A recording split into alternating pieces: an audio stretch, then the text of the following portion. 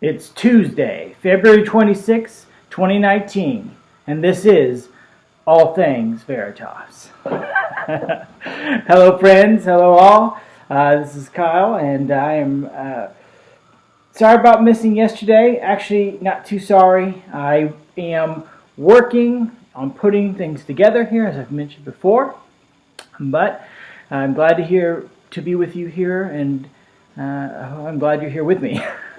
So, we're going to just kind of jump into a few things. First, I wanted to kind of cover just some of the books that I've been finding lately in the last few days. Let's see here. So, I didn't take the tag off this yet, but this is by Smolin, The Life of the Cosmos.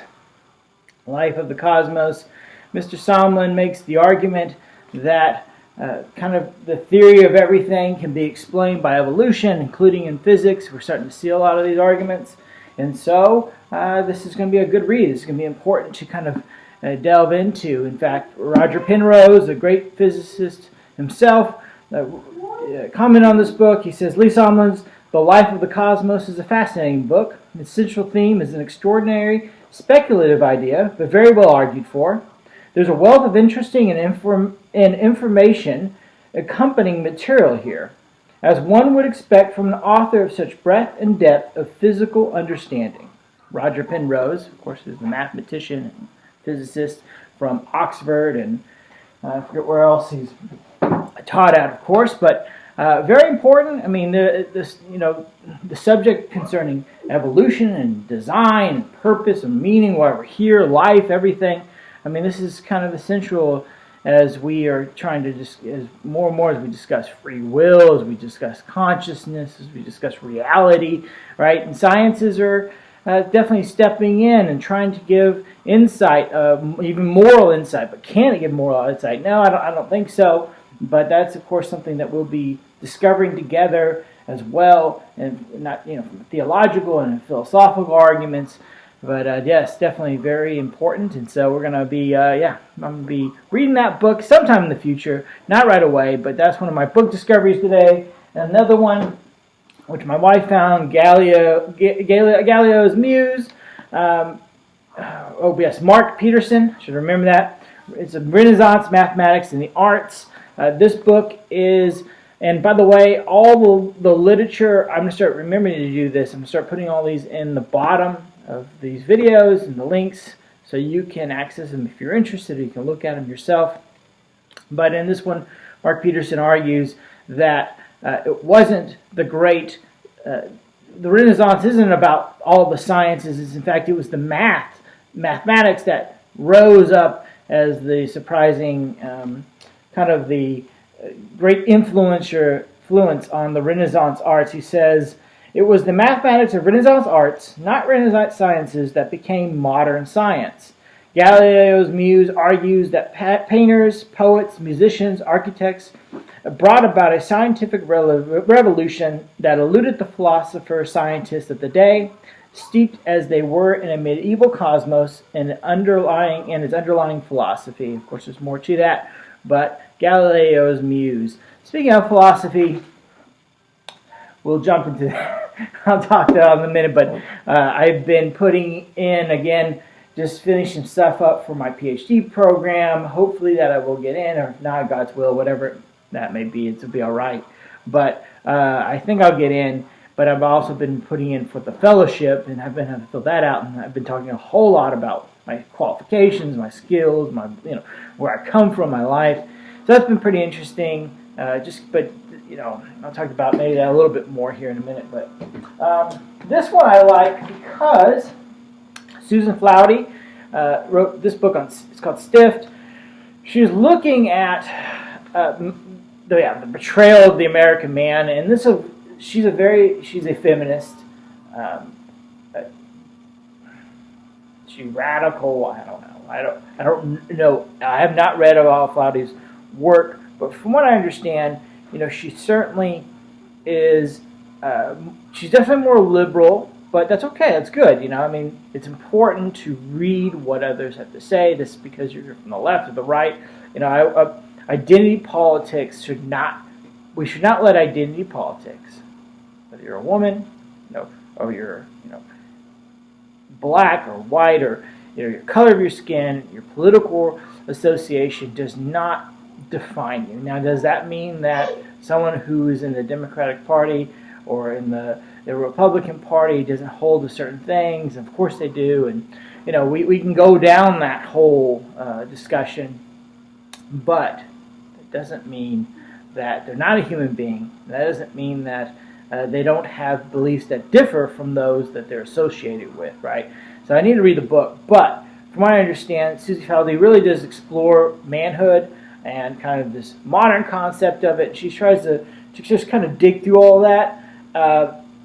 She says, if, as men are so often told, they are the dominant sex, why do so many of them feel dominated, done in by the world? And that's an interesting question, and it's an important one, especially one where manhood is being, men especially are feeling this kind of pressure, this change, and there's a lot of changes going on, right?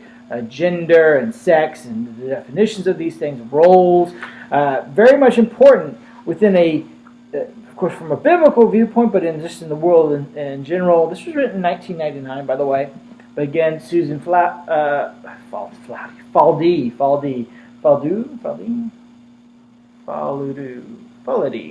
I should have said that better. I was saying earlier, looking it up, but I knew I'd messed it up probably. It's all right. But yes, I'll put this as well in the link. All the Amazon, everything's safe. All good links there. Then, what should I talk about next? I will see more books. Let's talk about more books. Some things I've been doing. This is one book that about a little over a year ago. I have kind of worked out this concept where I'll start note taking to do quick research in a book. I'll just buy a book and type down as much as I can, not directly what the words are saying, but just as I read through the book, I just start taking notes, and I just pour it all out, and I just get it done. And in other words, a lot of times in the books I do, I read a lot slower, I highlight, I take notes inside the books, I make arguments, do all these different things. But sometimes I'll grab a book just purely for research reasons. And it doesn't mean I don't want the book, but it's maybe I'm just trying to get through this for, a lot of times it's for college or for research or something like that. But in this case, Ludwig von Mises, book on socialism, here. Yeah, Socialism and Economic and Sociological Analysis. Now, this is a great edition. This is from the Liberty Fund. Yes, Liberty Fund. Great. They make great books. Great organization. Support the Liberty Fund. I'll put a link to them along with the book, of course. But Liberty Fund does a great job in books that they offer. I'm trying to remember. Ludwig wrote this in like 1920-ish. Oh no. Oh, I've forgotten the exact year. I put it down in my notes, but I don't have. It's always confusing when they see this version. But anyways, he wrote it in the early 1920s, and of course his analysis though is super important. It goes through all kinds of layers, and throughout. He's looking at as he notes here, economic and sociological viewpoint of socialism. In other words, he's looking out of the different, organizationally. He's looking at institutionally. He's looking at economically. He's looking at how it affects society, because that's what sociology does, right? And you look at all those dynamics, of course, including philosophy and the politics and whatnot. But very good book from already what I've gone through. The nature of ownership. Parts like socialism and the sexual problem, that's chapter 4, the social order in the family, the socialist community under stationary conditions, which looks at labor and what it means to be satisfied in your job. He just goes in and out, art and literature. It's a very, very good detailed book. So why am I going through this? Well, I'm going through this because we are living in a time, we're very much living in a time of great polarization, and on the left, we have socialism. We have the rise of, we've had the welfare state for quite a bit of time, and now we really have this full-out, push for socialism taking place. And then on the right too, we have a lot of radicals. We have a lot of hate groups and a lot of just militant groups that are angry.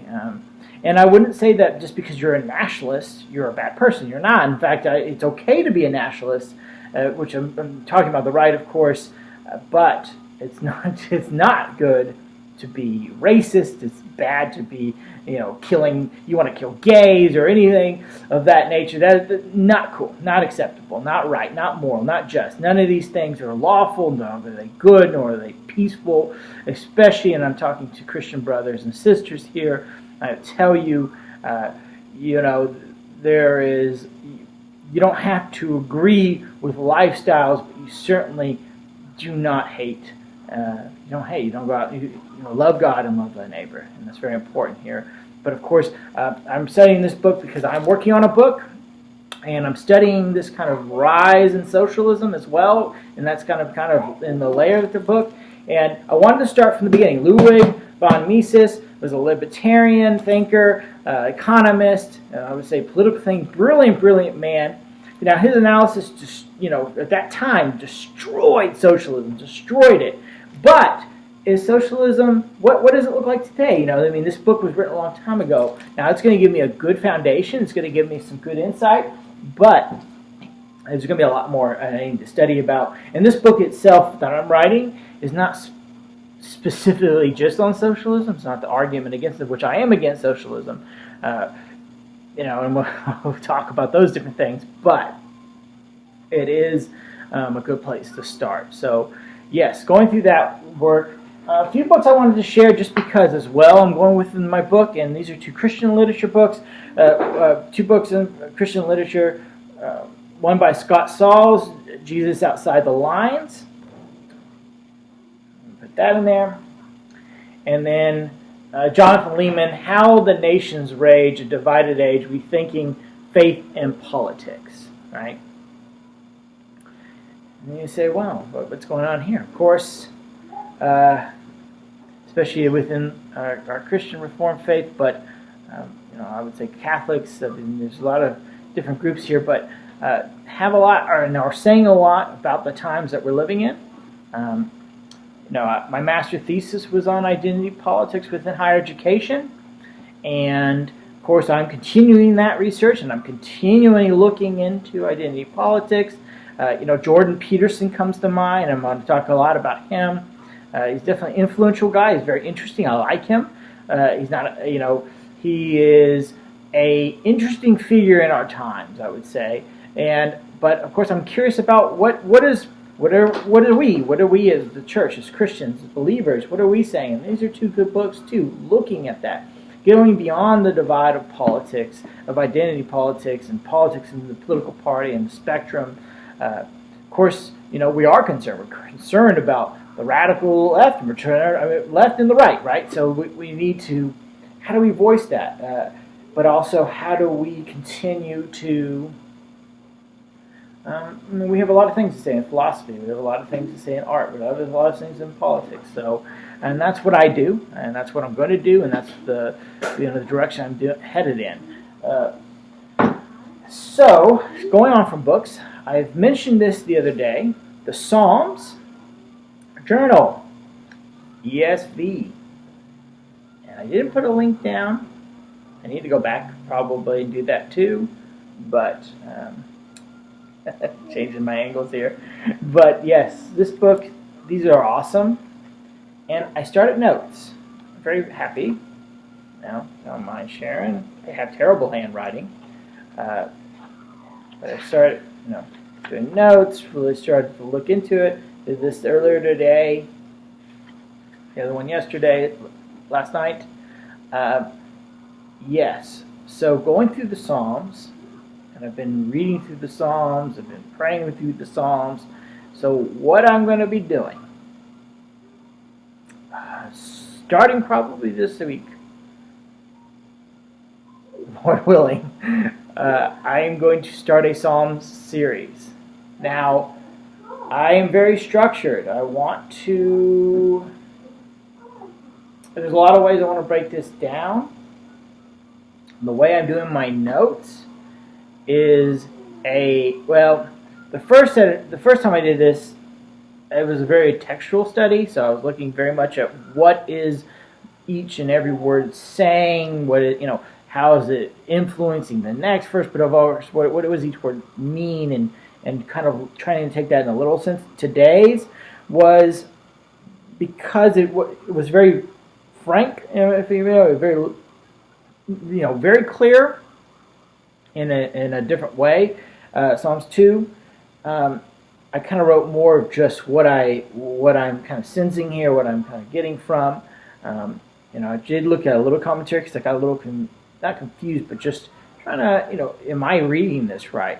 And so I'm gonna try to put this structure together, and I'll have a proper introduction to this series, and then what it'll be is PowerPoint with some good pictures. People hear PowerPoint and they're like, "Oh, that's so boring," but I make good PowerPoints, and I make it very interesting, and I don't waste time. I try to get in the gist, make it exciting, make it interesting. By the way, check out all my art. Thank you very much. Very cool, right? I'm very proud of my wife and I are collecting all these things. We find them at thrift stores, at what is it? Estate sales and stuff. We get really amazing deals. Sometimes we just get stuff for free. People, it's real blessed in that sense. But we just love art. I love art. My wife was an artist, and I try to study aesthetics, which, curveball, shout out to Roger Scruton, British philosopher, very fascinating man. I wasn't going to talk about him, but I have a lot. I don't have any of his books, but I've read about him and I've followed him for years now. Very interesting man. Does things on aesthetics, and yeah, I put him as a plug because I think that I'm going to be talking about him here soon too. Again, this is going to be breaking these up. So yeah, so I'm going to be doing Psalms, right? Be doing a lot of Christian theology. Now this is going to probably start out as basic, right? We're going to be just talking about, for example, blessed is the man, right? This is ESV. I would like to do King James, not because I'm King James only or anything of that nature, but just I really like how the King James sounds in the Psalms. It just seems right to talk about it. But using the ESV here, blessed is the man who walks not in the counsel of the wicked. I would be kind of just breaking that down. Why are you not? Why are they blessed? And what does it mean to not walk in that? In the counsel? It's because we delight in the law of the Lord, and on His law He meditates day and night. Now that's jumping a little bit. That's I was reading first. Psalms 1 verse 1 is, blessed is the man who walks in the counsel of the wicked, nor stands in the way of the sinner, nor sits in the seat of the scoffers. But why are we blessed? It's because we're in the law of the Lord, and on His law He meditates day and night. So we're going to be breaking that down, and as you see, I've been taking my notes, and might start out kind of that way, and then as it develops, we'll be kind of going even more in depth, connecting other verses, and we'll just kind of see how it works out. I do have a plan to do the whole Bible chronologically. Probably I'd like to do it that way, because when you really chronological is a really nice way, especially when you're doing things like 1st and 2nd Kings, even 1st and 2nd Samuel, but 1st and 2nd Kings, and then 1st and 2nd Chronicles, and then the Psalms, because it just all weaves in together, and it's a really good way to do your study. And I really want to do an in-depth series on Leviticus. I know that sounds crazy. You hear my baby girl right now. She is crying. I may have to end this video shortly. So let me... yes. Wife's grabbing her. Thank goodness. No, I would have grabbed her.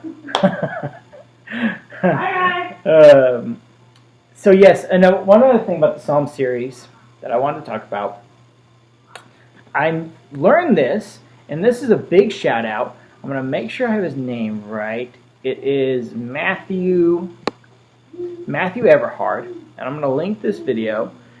He's on YouTube. He's Pastor Matthew Everhard at now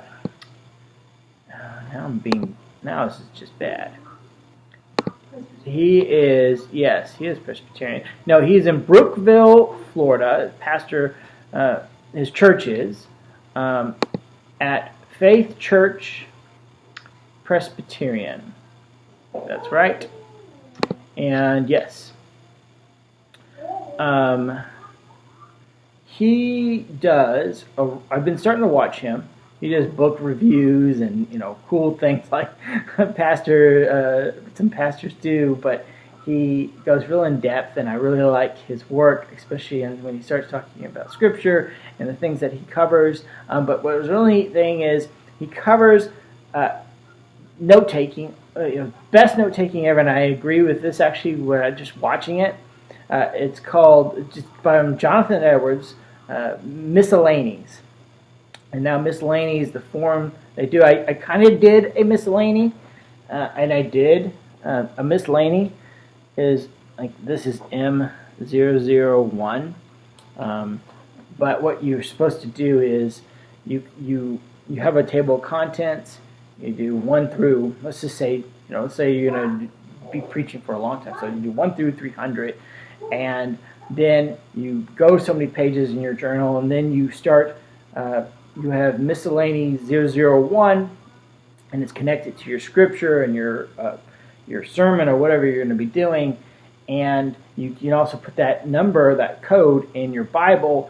It's really, really cool. I mean, I don't fully understand, haven't fully studied it all yet, but I've just already started doing it just from the video I watched.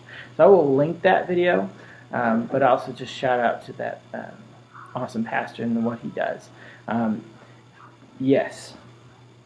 Trying to think anything else I was going to talk to you about. It is a beautiful day here, and I am thankful, very thankful.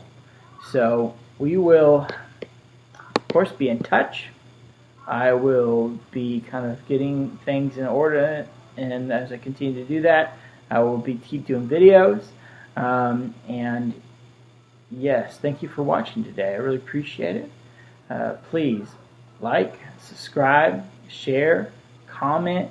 And of course we'll be hopefully we'll be up in the game here in the production and everything. But thank you so much for watching All Things Veritas. God bless and have a good night.